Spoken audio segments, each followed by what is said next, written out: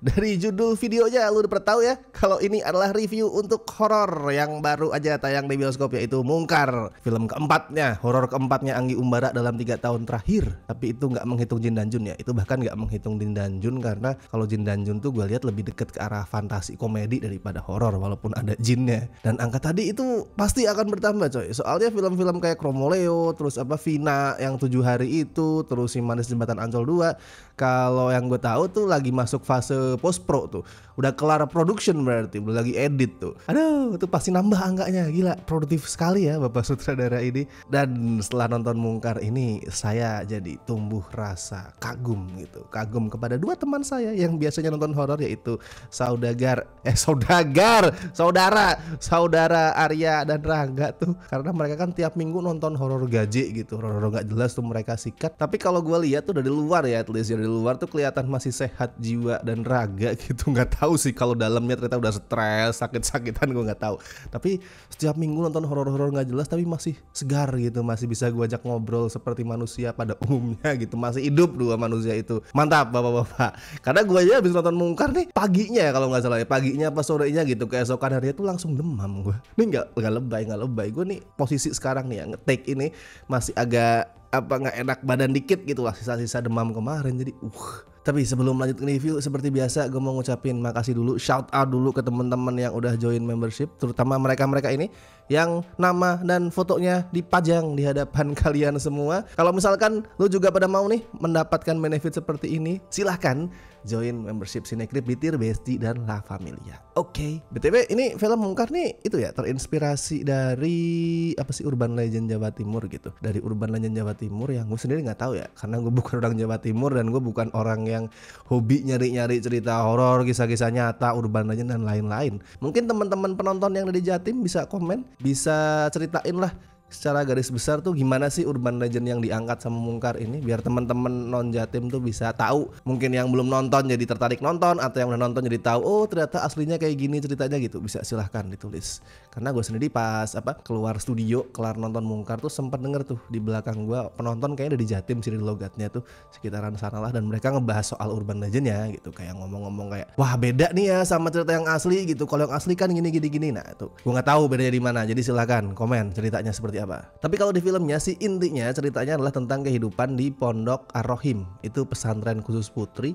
Dan di sana baru ada santri baru yang namanya Herlina. Dia tuh dipaksa mondok sama bapaknya karena menurut si bapak Herlina ini nakal banget, nggak bisa disiplin, nggak bisa diatur gitu. Tapi kita nggak dikasih tahu juga sih senakal apa dia sampai dikirim ke pondok. Filmnya nggak ngasih tahu itu. Tapi pokoknya karena dipaksa itulah makanya Herlina nggak betah dan dia susah beradaptasi di sana. Jadi sering bikin salah, misal ketiduran pas waktunya ngaji dan lain sebagainya, yang bikin dia sering dihukum. Nah masalahnya peraturan di pondok itu tuh kalau ada satu santri dihukum, semua ikut dihukum. Makanya Herlina tuh dibenci sama banyak santri, jadi sering dibully gitu. Dan dia cuma punya satu teman, cuma ada satu orang yang terus ngebelain Herlina, yaitu Ranum yang diperanin Adisti Zara. Nah di sini gue bingung nih, gunanya Ranum itu apaan gitu? Karena gini, dia porsinya tuh banyak ya. Kalau di luar karakter Herlina, yang paling banyak porsinya sih Ranum ini. Tapi walaupun porsinya banyak ya, itu sama sekali nggak ngaruh gitu ke ceritanya. Kalau misalkan si Ranum tuh hilang gitu, ya udah ceritanya bisa berjalan seperti biasa sih. Mungkin ada modifikasi dikit tapi itu gak ngaruh ke garis besar ceritanya. Peran Ranum tuh sebatas kayak middleman gitu. Kayak middleman karena dia tuh ada di antara pelaku bullying dan korban bullying, antara orang-orang yang ngebully Herlina sama si Herlina itu sendiri. Dia di tengah-tengah tuh, ngelawan yang ngebully juga enggak, tapi dia ikut ngebully juga enggak, walaupun dia ngebaikin Herlina gitu. Jadi kayak di tengah-tengah gitu, antara ada dan tiada gitu porsinya. Kesannya tuh gini loh, Ranum itu ada simply biar si Zara itu bisa dapat peran, karena film ini butuh star powernya Zara biar penontonnya bisa banyak. Gue curiganya gitu sih. Soalnya kan gini, Zara misalkan dikasih peran lain tuh, dikasih peran tukang bully gitu kan, ya kurang cocok ya, karena mukanya juga gak jahat-jahat amat dan belum tentu si Zara mau dapat peran kayak gitu. Tapi dikasih peran karakter Herlina juga kurang cocok, soalnya nanti tuh Herlina bakal berubah jadi semacam sosok demit gitu yang ngandalin ekspresi muka, pasang muka serem gitu. Dan mukanya Zara kan gak serem, mukanya dia kan baik, imut gitu, baik-baik lah. Dan mungkin karena itu jadinya dibikin lah karakter si Ranum ini yang perannya entahlah apa gitu, nggak penting juga. Gue tuh sepanjang nonton tuh nungguin nih, oh ini nanti pasti Ranum bakal di reveal nih, mungkin di twistnya nih, kalau ternyata dia misal yang jahat atau ternyata dia punya peran apa gitu. Nggak juga, sampai akhir ya udah gitu-gitu aja gitu peran dia. Aduh, dan jangan salah ya, ini gue bukan mengkritik performance-nya Zara sama sekali, nggak, sebaliknya gue malah mengkritik filmnya yang kayak asal dan gagal manfaatin talentanya si Zara ini. Sayang banget sih. Ya intinya pokoknya bullying ke Herlina tuh makin parah, semakin gila, dan sampai di satu titik itu bikin dia ngalamin kecelakaan fatal, sempat koma gitu, dirawat di rumah sakit. Tapi setelah beberapa waktu dia balik lagi ke pesantren, tapi dalam kondisi yang beda. Herlina yang tadi mukanya tuh penuh rasa takut tuh, begitu balik lagi ke pesantren jadi yang gitu. Jadi yang serem gitu, kayak demit gitu. Dan sejak dia balik, satu persatu tukang bully tadi tuh mulai tewas secara mengenaskan. Ya gue yakin sih lu tanpa tahu urban legendnya juga udah bisa nebak tuh sebenarnya pelaku pembunuhannya tuh siapa dan kenapa. Nah tapi gini nih, gue tuh udah ngerasa janggal nonton film ini tuh sejak malah detik-detik awal gitu. Kenapa? Karena nggak ada opening scene-nya. Gue jarang banget loh menemukan film, apalagi horor Indonesia, itu nggak ada opening scene-nya. Film sejelek apapun bahkan tuh selalu ada opening scene-nya. Misal demitnya tuh menampakkan diri random gitu, selalu ada. Di sini nggak ada, langsung aja gitu.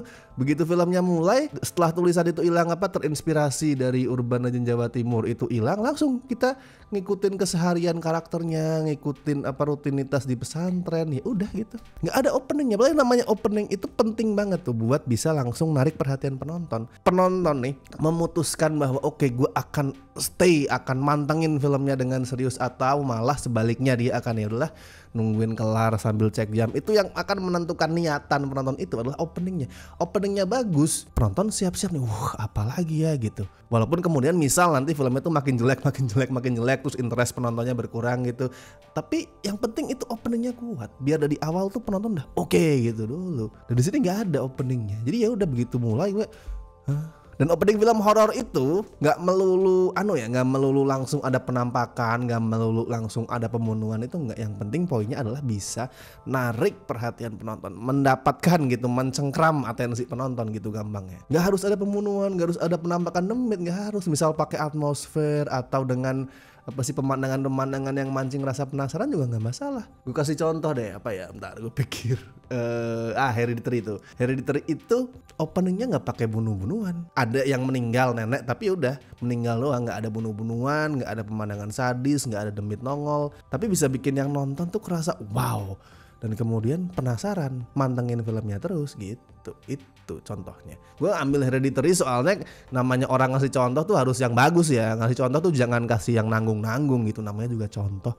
Tapi oke lah, gue mikirnya nggak ada openingnya. Mungkin nanti pada saat udah masuk ke tengah-tengah, udah masuk ke fase menakut-nakuti, teror tuh jadi lebih seru gitu. Tidak juga ternyata.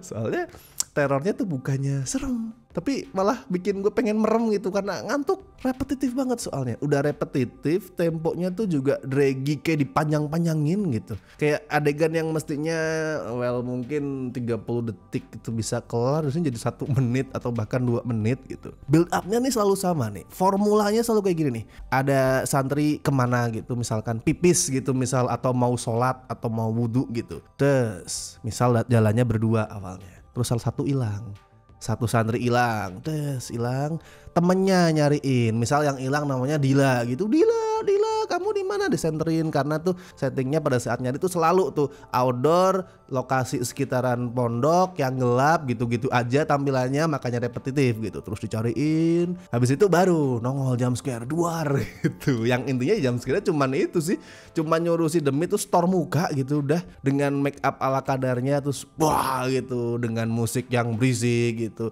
sebelum akhirnya si santri yang hilang tadi tuh ditemukan udah mati. Ya udah gitu terus diulangin terus selama beberapa kali. Kalau yang mati 3 ya itu berarti 3 kali lah situasi itu diulangin. Dan lucunya gini, tiap si Demit nongol itu sebelum ngagetin tuh selalu tuh dia assalamualaikum dulu. Misal tadi tuh Dila ya karakternya, misal dia mau meneror Dila gitu, ya udah dia nongol terus berbisik assalamualaikum Dila gitu. Kalau kemudian yang mau diteror Ranum ya assalamualaikum Ranum. selalu kayak gitu. Asli, ini demit tuh biasanya demit-demit yang lain nongol ya udah nongol gitu. Wah gitu atau mati kau gitu. Ini enggak assalamualaikum siapa gitu karakternya. Gue nggak pernah menemukan demit sesopan dan sesantun ini. Tiap mau nakut-nakutin salam dulu. Bahkan karakter lain di film ini yang manusia, yang santri itu nggak selalu tiap dia datang assalamualaikum. Di sini demit ya assalamualaikum dulu. Mungkin that's why di akhir Pak Ustadz yang di Raden Tio Pakusadewo tuh ngomong sempat ceramah, setan itu sesungguhnya jauh lebih beriman daripada kita. Karena terbukti di film ini setannya selalu assalamualaikum, alim, sopan, santun. Manusianya enggak, malah ngebully kok manusianya. Positifnya apa ya? Gue harus objektif nih, gue harus ngasih poin positif.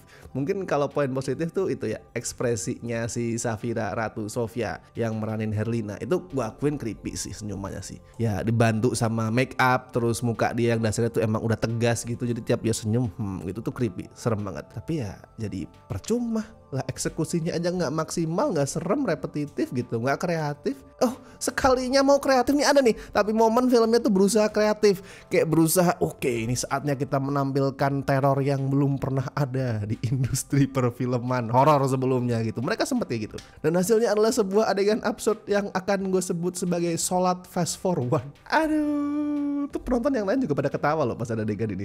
Itu literally adegan orang sholat, para santri sholat jemaah di fast forward kayak Allah Akbar, wah gitu terus, wow serius kayak gitu adegannya. Dan itu nggak serem, gua nggak habis pikir. Ada orang yang brainstorming terus kemudian mikir, wah Pak ini ngeri nih adegannya nih, orang sholat cepet banget di fast forward gitu. Gue nggak habis pikir. Tapi harus gue akuin nih, kalau ngomongin soal hal lain di cerita nih, Mungkar tuh sebenarnya punya potensi ya, gue garis bawah itu potensi. Dia tuh kayak mau ngelempar kritik ke itu loh, soal gimana pondok pesantren yang mestinya tuh bisa mendidik moral dan ilmu agama santri tuh malah kayak nutup mata soal bullying, nggak peduli, nutup-nutupi, nggak mengaku itu, cuman demi menjaga nama baik pondok, nama baik institusi. Itu kritik yang tajam gitu, dan buat gue penting, relevan. Cuman ya sayangnya eksplorasi dari skripnya kurang dalam sih. Gue mengapresiasi adanya niatan itu, tapi eksplorasinya tidak bagus. Malah gini, di satu titik filmnya itu sempet kayak ngasih simpati yang berlebihan ke pelaku bullying. Jadi kan udah tuh ada beberapa yang mati pelakunya, terus kemudian yang masih hidup survivornya itu pelukan, nangis gitu, terus saling support. Kita sebagai sahabat tuh jangan pernah meninggalkan satu sama lain ya, kita harus selalu bersama. Gue lah, ini kenapa gue malah kayak disuruh bersimpati sama mereka anjir. Oke, yang pelakuannya yang tindakannya paling parah udah mati duluan. Yang lain tuh sebatas dalam tanda kutip ya, ngebantuin atau enabler yang lihat tanpa berbuat apapun. But still, kenapa gue harus disuruh bersimpati sama mereka? Jadi kayak seolah-olah kayak ngebelain mereka gitu loh. Gue tahu filmnya tidak berniat melakukan itu. Gue tahu filmnya tidak berniat support atau ngebelain para pelaku. Gue tahu itu. Kalau terkesan kayak gitu ya simply karena naskahnya kurang bagus. Yang nampilin isu bullying secara kompleks, nggak hitam putih, itu boleh aja, bagus malah itu, sah gitu. Misal mau ngomong itu pelakunya bisa bertindak sekejam itu karena memang juga jadi korban perundungan orang tua, parenting yang jelek, terus sistem pendidikan dan institusi pendidikan yang gagal gitu. Itu ikut campur dalam buruknya penanganan kasus bullying, boleh aja gitu. Tapi ya dengan eksplorasi yang dalam dan mendetail, dan dari awal dibangunnya ya, nggak kemudian mendadak pelakunya suruh pada nangis pelukan terus kita disuruh ngerasa wah kasihan ya, mereka nggak sepenuhnya jahat ya, nggak kayak gitu. Mending effortnya dipakai buat eksplorasi itu daripada buat mikirin twist ngaco yang ditumpuk di ending gitu. Ya sudah, kalau skor buat Mungkar gue kasih berat juga nih, berapa ya, 2,5 dari 10 deh. Setengah poinnya tuh bonus buat ekspresinya si Safira yang serem itu. Selesai juga, lelah sekali ngomongin film seperti ini ya. Coba kalau misalkan somehow udah nonton tuh, tulisin review lu apa, lu setuju kalau gua omong tadi filmnya tuh repetitif, filmnya tuh kadang konyol, atau lu sebaliknya merasa wah ini serem banget gitu, horor. Silakan tuliskan review lu di kolom komentar, bebas apapun itu. Dan seperti biasa gue ingetin, jangan lupa like video ini, subscribe juga Sinekrip, dan buat yang pengen membantu kami dengan kasih berbagai donasi seikhlasnya bisa lewat Super Thanks, ada juga lewat Saweria atau dengan join membership Sinekrip. Oke, Baiklah kalau gitu, gue Rashid Haris. Sampai ketemu di review berikutnya.